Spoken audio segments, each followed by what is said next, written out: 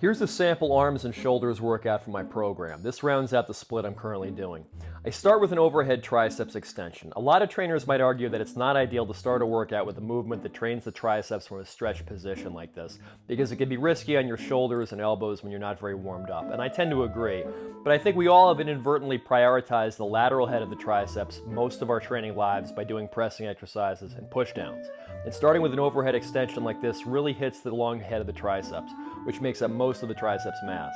3 sets of 8 to 12. I do these for higher reps for the sake of safety. While I'm here at the cables, I do my first biceps exercise, a Bayesian curl. We used to call these behind the back curls, and they put a nice stretch in the biceps, but credit to Menno Henselmans, I guess, who added this forward bend at the top of the movement.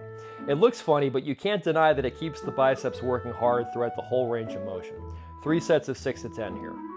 Now back to triceps with this variation on the JM press. These are made for a barbell, but on a chest press machine, you have a lot more control of the movement. I'm aiming the handles for just below my chin and folding my forearms onto the biceps. Not only is this a good lateral triceps exercise, but I think it's a good assistance lift for chest pressing. And since I use this machine most of the time as a bench press alternative, it makes total sense to strengthen the triceps on it. 3 sets of 4 to 10.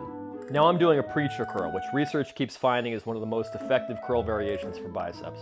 I was going for 8 reps here and I missed it. I want to point this out because I'm human and I don't always have perfect workouts, and I think it's important to show that on social media.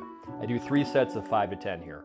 Finishing off triceps now with the machine extension. This is a prime machine, and what's unique about these is they let you load specific parts of the range of motion differently. So here I have it set so that the exercise is hardest at the beginning of the lift when the triceps are stretched. I also like that this machine is a backrest that holds your body forward. A lot of machines like this don't have that, and you have to basically hold a crunch position the whole time, and that sucks. 2 sets of 5 to 12.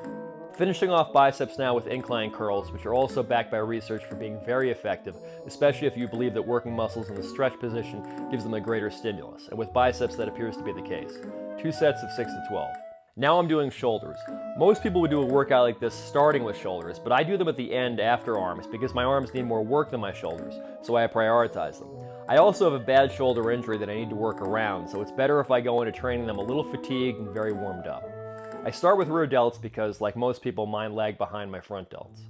Next, I do lateral raises. I'm doing them with a little hip hinge here and some cheating. See my post on cheating for more about that. 3 sets of 8 to 12. Last, I finish the day with overhead presses on the Smith machine. I am nice and tired and weak when I get to these, so it doesn't take much to get a good workout, and I use super strict form. If I wanted to press as much as possible, I'd organize things differently, but this is just to finish off the delts. 3 sets of 5 to 8.